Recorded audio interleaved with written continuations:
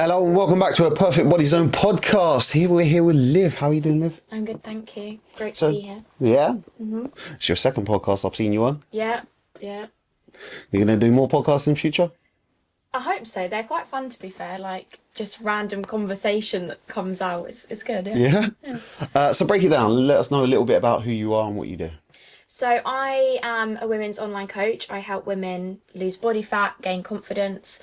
For me, the biggest thing isn't about, like, how much you weigh, what size you are. It's all about that confidence. And anybody's confidence isn't defined by a number. It's defined by how you feel, how you show up for yourself, the goals that you say you want to do and whether you actually do them. And I think that's just the beauty of training women and discovering that confidence that's within them that they probably don't realise that they actually have. Yeah. I definitely agree with that. Confidence is a big thing in the gym that we don't take into consideration. A lot of us are like, you're going to gym for ego, you're going to gym to lose weight, and that's it. I'd say the bigger parts of the gym are, one, your confidence, and two, your mental health for a lot of people. Do you find that is a direction for women? Is it the mental health and the confidence, or is a lot of women are going there just to lose weight? I think it's a lot of different factors. I always find that the gym helps in so many different ways that you would think, like you said, your mental health. And I think with women, with your emotions across the month, like, you're going to have weeks where you feel like absolute shit. Yeah. If you get into the gym, you can release some of that energy. So I do see a big shift in some of my clients when they first start, because they are so low in self-esteem, low in self-confidence. And then going to the gym gives them that, like, routine and that drive that they need, and they didn't realise that they needed before, because sometimes people just think, oh, our gym's just there to look good. But it's so much more than that. So would you say you are a PT or also a confidence coach, help bring out somebody's inner strengths as well as their outer strengths? That's a good question.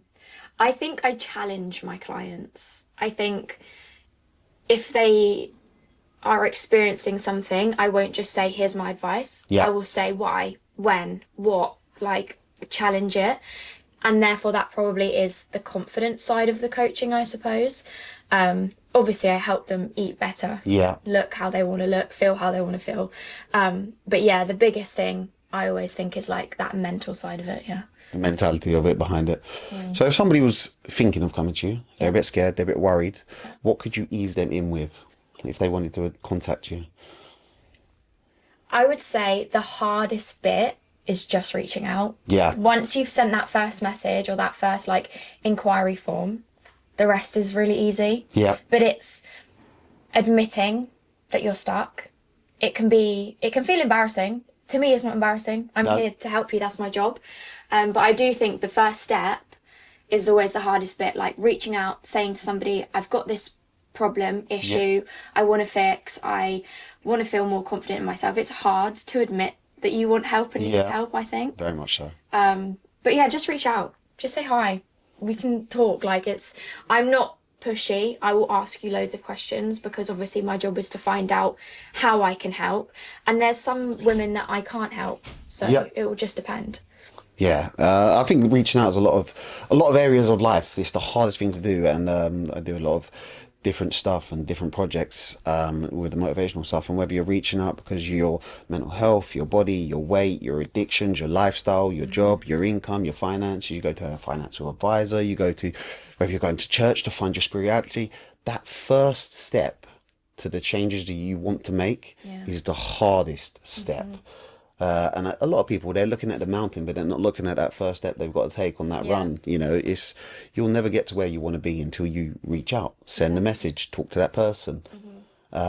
So if they was, say, worried that you might just say, here's your diet plan, go do these weights and come see me in 6 weeks, money.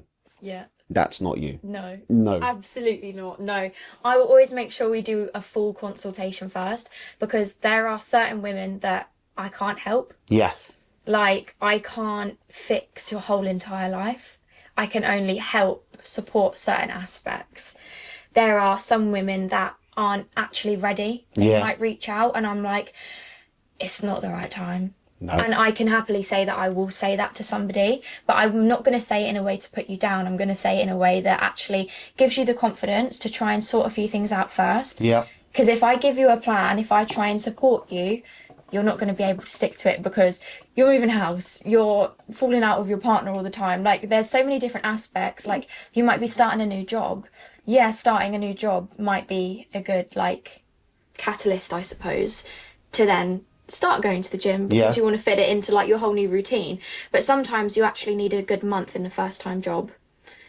Find your routine, find what works, and then you can start. But it just depends, I guess. Doesn't that say more about you as a person having good characteristics and a good moral compass, that you don't just say, here's your plan, here's your workout, I don't care what you're going through, I'll take your money. Because you're turning down business, you're turning down income for the better of somebody else. Yeah.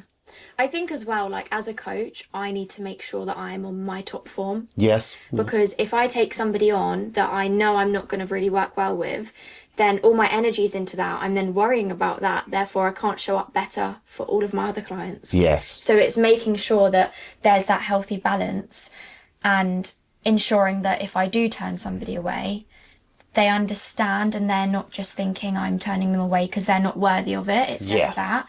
It's just certain aspects of life sometimes don't always align, I guess. So do you have an ideal client, or can anybody from any walk of life, any way, any circumstance, come to you and then you'll try and suit to them? Doesn't matter your weight, your size, how tall you are, how old you are. I work with women between the ages of, like, I think my youngest client is 19 and my oldest is about 58.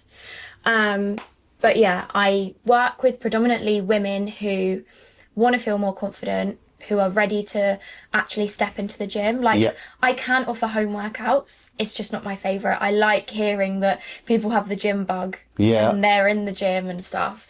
So yeah, my ideal client is basically women between like 19 and 58 that are ready to venture off into the gym on their own, understand their nutrition, who want more for themselves. I love a woman that has goals. Yeah. Even if they're like huge. I'm a bit delusional myself. The bigger the goals, the better. Yeah. Exactly. So I'm going to push you to make sure that you can actually get there, and we'll just put all the pieces into place and get you there, basically, yeah.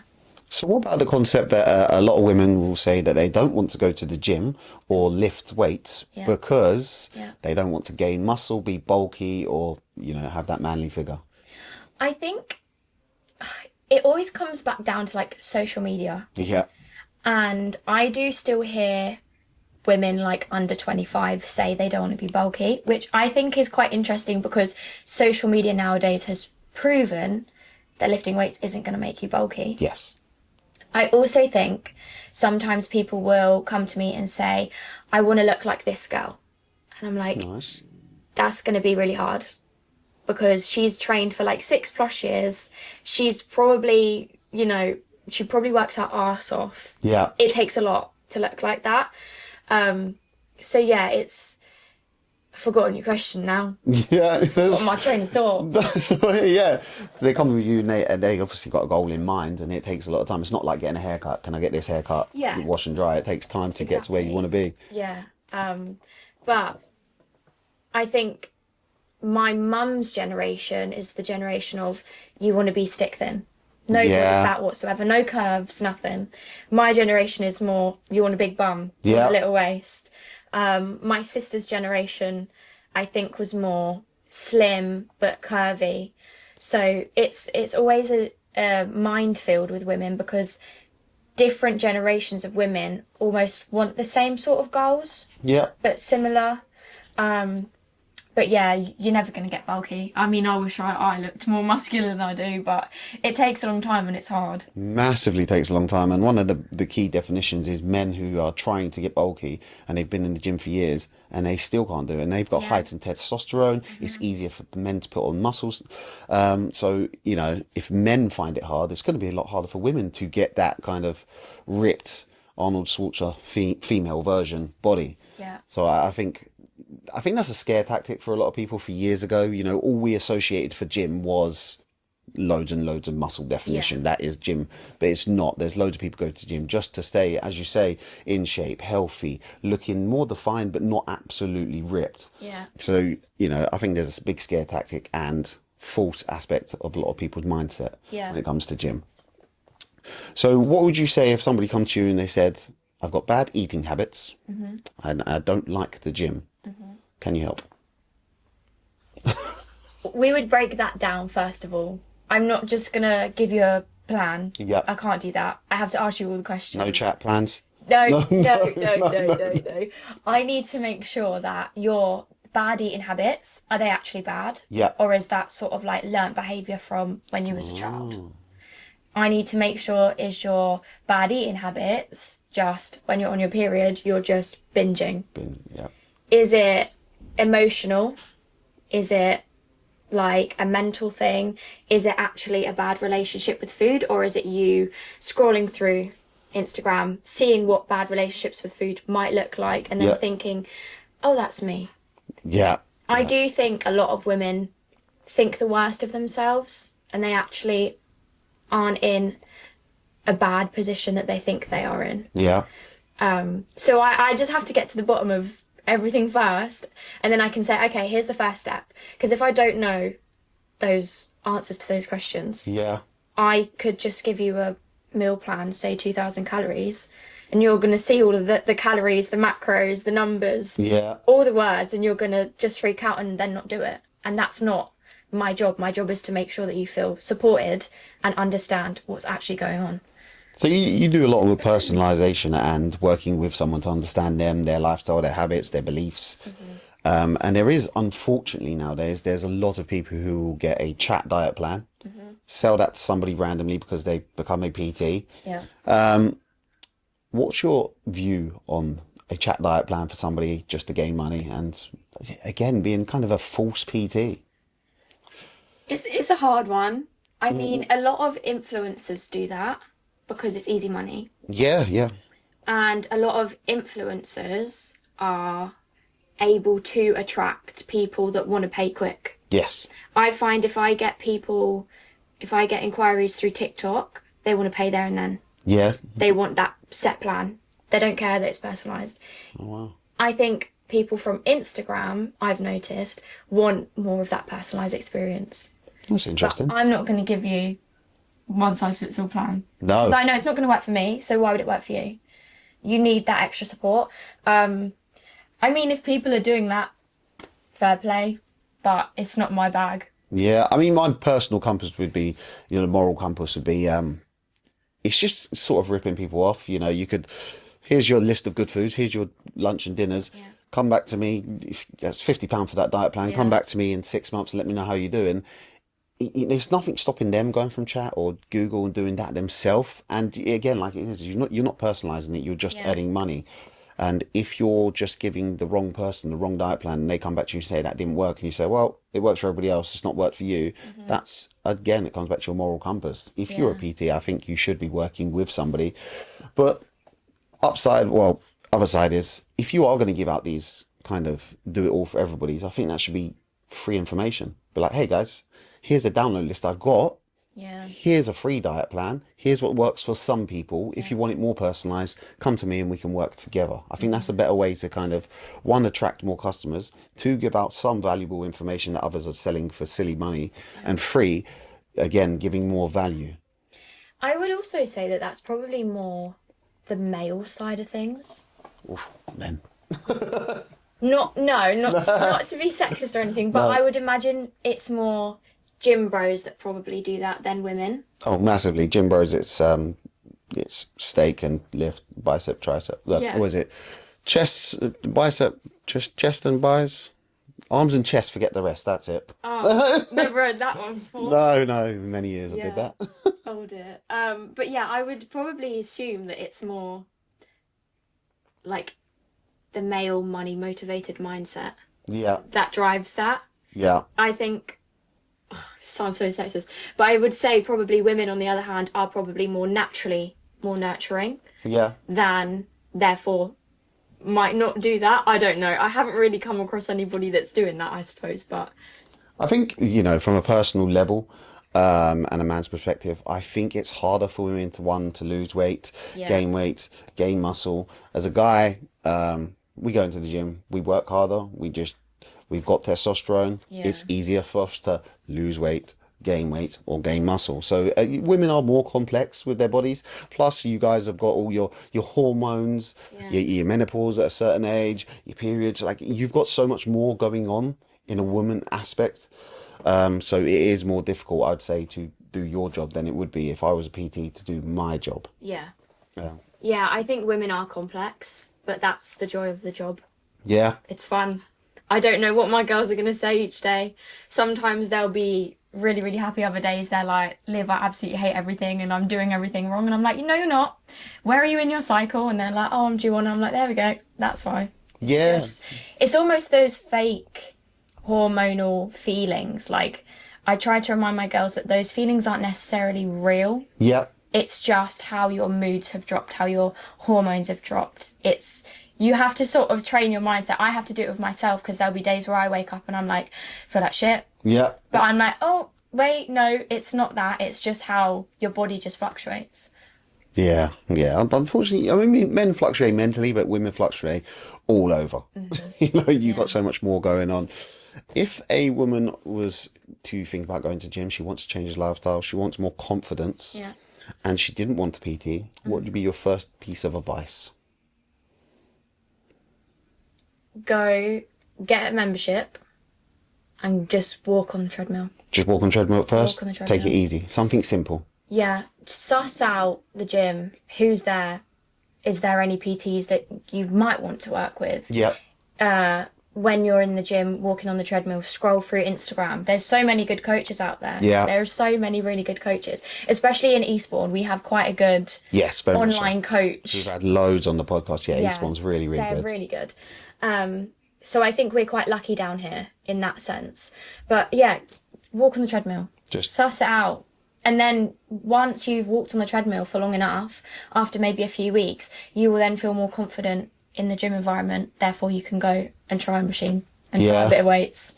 Back on the personal level, I went to the gym when it was Fitness First at the Harbour. And I did, I'd say probably 6 months to a year, chest press, bicep, and ab crunches. That was it.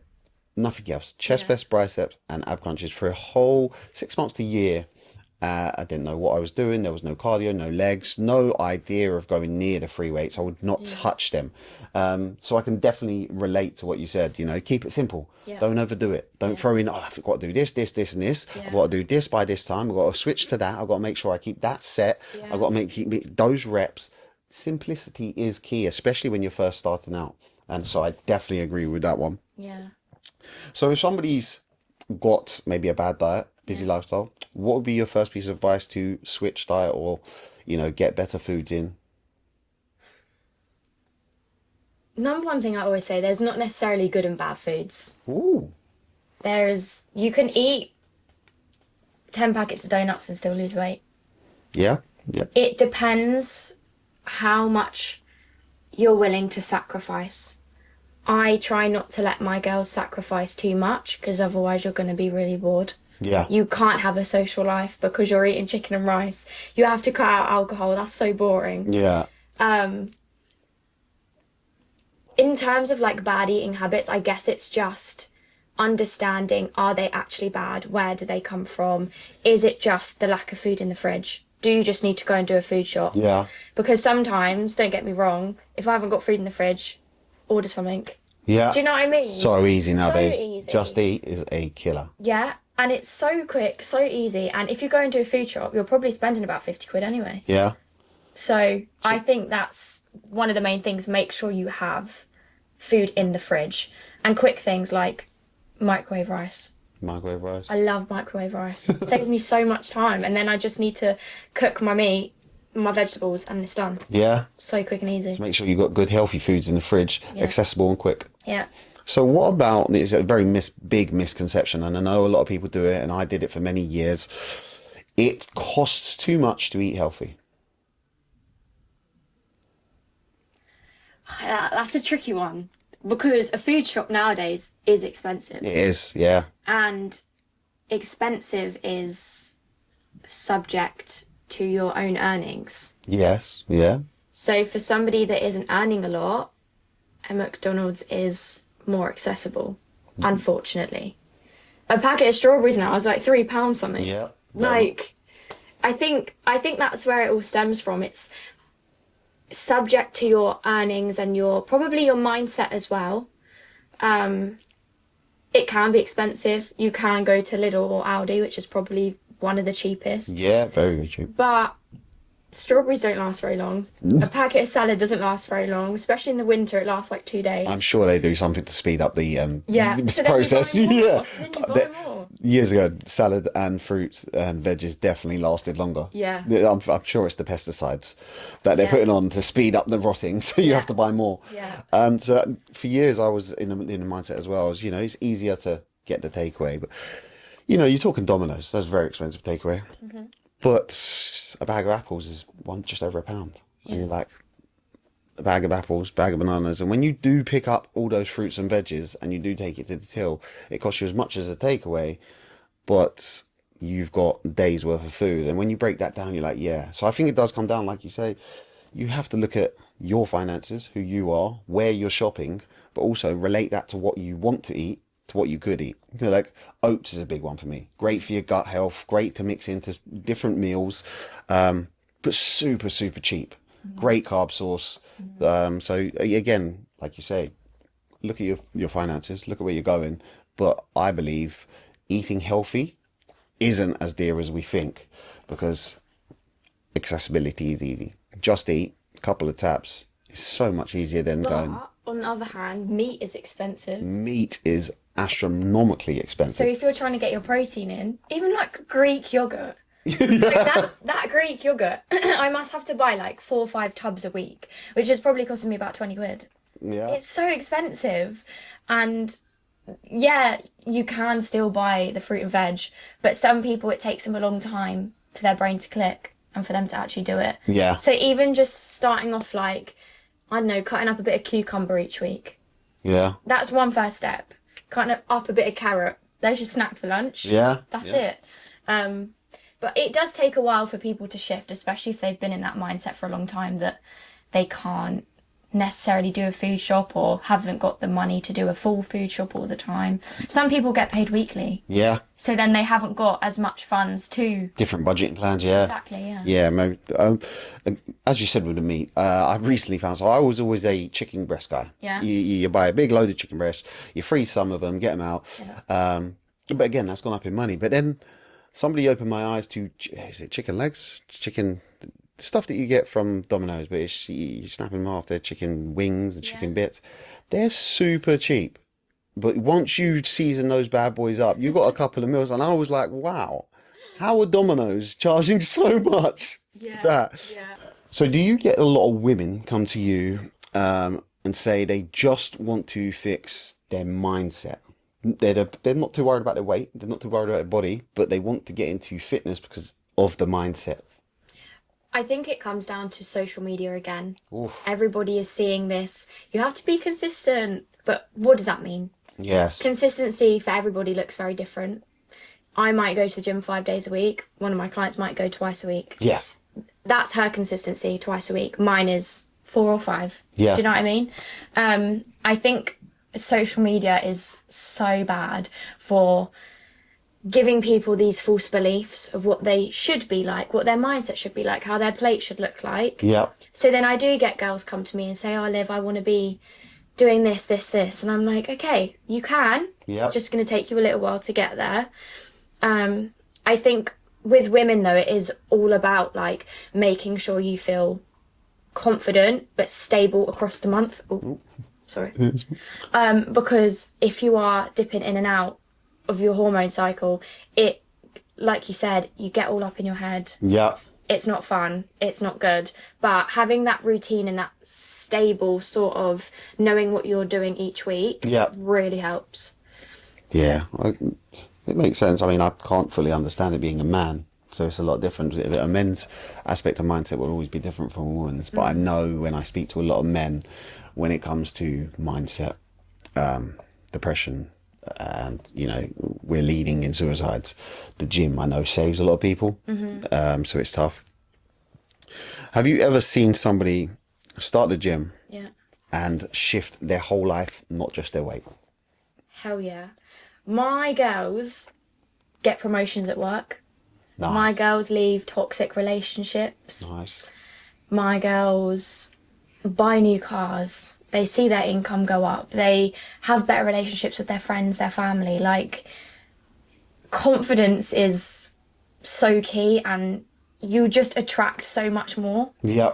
I don't know what it is, but if you can hold yourself in a room, you feel more confident in yourself, everything just falls into place. And I see it so much when my girls will start with me and they hate their job, they're really unhappy with their relationship, and all of a sudden, 6 months, a year down the line, they're completely different. Their morals are different. Their worth is so much different. And I think that's just incredible, to be honest. Massively. I can definitely agree with that. You know, I see so many guys go to the gym and it is a shift overnight. Yeah. I talk to a lot of guys with substance abuse, or, you know, a lot of depression, and, you know, they don't want to be here anymore. They go out and they go to the pub, they see their toxic friends, their negative friends, their bad social circles. The first thing I always say to a lot of these guys is get to the gym, do a workout. You know, you don't need massive PTs. Again, keep it simple. You don't need to go do all the free weights. You don't need to go join the boxing classes. You don't need to go... Get to the gym. Whatever you're doing, just start there. Combat sports are great for guys because it's just like releasing pressure. When you get punched in the face, or, you know, you're punching it, I don't know what it is, but combat sports for men is great for releasing that pressure. But again, keep it simple. Get to the gym. Bad mindset, gym will help. Bad mindset, go for the walk. Bad mindset, go for the jog. Bad mindset, do squats in your bedroom. Whatever you need to do. Your physical health and a simple workout not only scientifically releases the good hormones in your body, but afterwards you feel clearer and you feel better. And I'm guessing that's the same for women. 100%. I think a lot of women still underestimate how good the gym is for you, how good a bit of exercise is. It's all those serotonin rushes, and, you know, I felt so low on, I think it was Monday, and I went to the gym and then I felt 10 times better when I came out. And it's that release of energy, like you said. You get that frustration out, a bit of anger out, whatever you need to do, and it just helps so much. Yeah, very, very much so. There's a quote, you might know it. My mind's a bit haywire. I had a baby yesterday. You'll never regret the workout. You'll always regret the workout you didn't do. Or is it the other one? You'll never regret. Yeah, it's something like that. I can't remember it now. Now I'm going to have to find it on some meme and put it in. You'll never regret a workout that you've done. Only the one you didn't do. Something like that. That sounds a lot. Like that sounds a lot better. So motivational. Oh, yeah, that's going to have to be clipped with something there. So, just as we're wrapping up, where can people find you? You can find me on Instagram, TikTok under Olivia Sorrell Fleet. Just click the link in my bio, message me the word It Girl, and then I'll reach out and we can get working together. Beautiful. Thank you very much for coming on. Thank you for having me. Really appreciate it. Hey, we're out, guys. Peace.